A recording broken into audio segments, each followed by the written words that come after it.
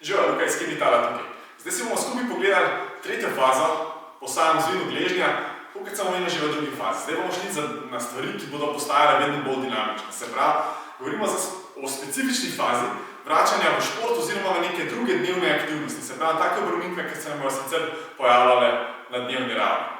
Če nam kakšne zadeve še vedno ne štimajo, se pravi, če ste si pogledali iz video na začetku o sami mehaniki gibljivosti v gležnju, boste pozorni, da zdaj tukaj ne sme biti več nekih razlik. Če so, ne pozabljati še vedno vztrajati, prvajati tudi iz druge faze in potem postopoma dodajati te.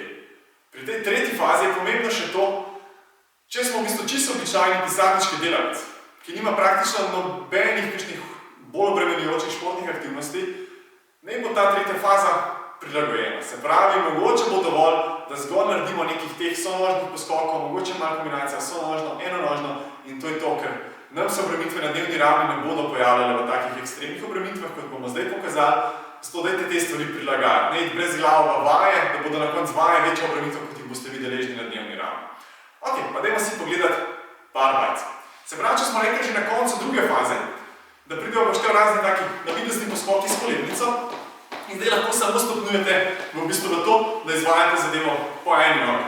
Če želite dodati malo več koordinacijske zahtevnosti, vzamete resnično kolebnico in lahko se igrate z različnimi zadevami. Lahko je malo po eni, lahko je malo kombinacija, ok? Cel kup variant imamo tukaj. Potem naslednja pomembna zadeva je, da spet gležen deluje kot tudi del neke celotne kinetične verige. In to bomo zdaj recimo sprobali z nekim skokom v daljino. Tukaj lahko tudi dobro pomerite, če je kaj dosti razlike še med eno in drugo nogo, če sta skoka v daljino približno enako dolga. Ok, in gremo se pravi skok v daljino z poškodovane noge, doskok ne bo sonožen in isto potem ponovimo še z druge noge in malo primerjamo zadevo.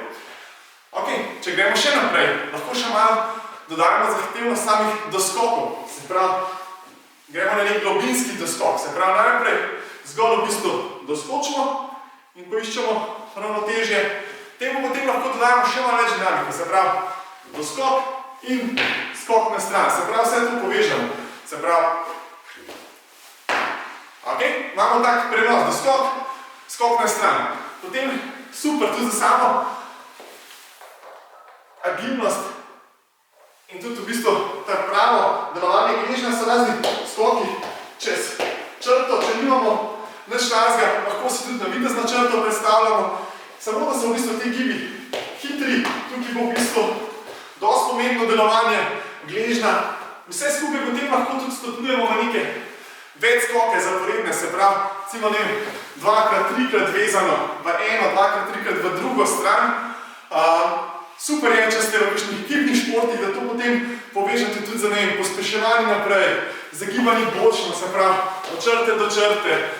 Pri teh zadevah mora vse funkcionirati gležen, tako kot na drugi strani, da se boste lahko normalno vračali v športni proces. Ker je pomembno, na koncu mora biti trening, ta nek rehabilitacijski del oziroma kondicijski trening, zelo podoben tistemu, kar nas čaka na samem terenu. Ok, to je to.